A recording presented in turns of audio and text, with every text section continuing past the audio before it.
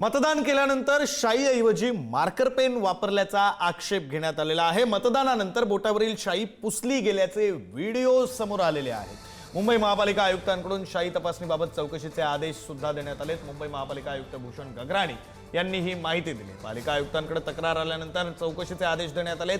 तर शाई त्वचेला लागेल अशी गडद लावा, आयुक्तांनी या सूचना दिल्या। आपले प्रतिनिधी पंकज दळवी आपल्यासोबत जोडले गेलेले आहेत। आपण पंकज यांच्याशी बोलूया। पंकज, निवडणूक आयोग म्हणतोय 2012 पासून मार्कर वापरले जात होते, याबाबतचं नेमकं तथ्य काय आहे आणि आता निवडणूक आयोगाची, महापालिकेची भूमिका काय? आणि आता अर्थात या सगळ्यामुळे मोठा गोंधळ होऊ शकतो। बऱ्याच गोष्टी अशा आहेत ज्या अयोग्य आहेत, मात्र त्या घडू शकतात जर शाई पुसली जाते।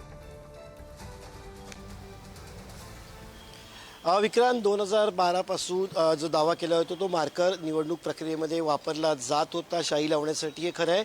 आता जी शाई मार्करकडनं लावली जाते किंवा मार्करमधनं जी शाई दिली जाते ती काही ठिकाणी पुसल्या गेल्याचा दावा केला गेला। त्या बातम्या माध्यमांवरती प्रसिद्ध झाल्या आणि त्याच्यानंतर महानगरपालिका आयुक्तांनी याची तपासणी करण्याचे आदेश दिलेले आहेत। कशा पद्धतीने शाई पुसली जाते, कुठली शाई वापरली होती, ती खरंच शाई पुसली गेली का, ते मार्कर हे रेग्युलर वापराच्या मार्करापेक्षा वेगळे मार्कर्स आहेत का, या सगळ्या गोष्टीची तपासणी जी आहे ती शाई नक्की कसली होती ही केली जाणार आहे।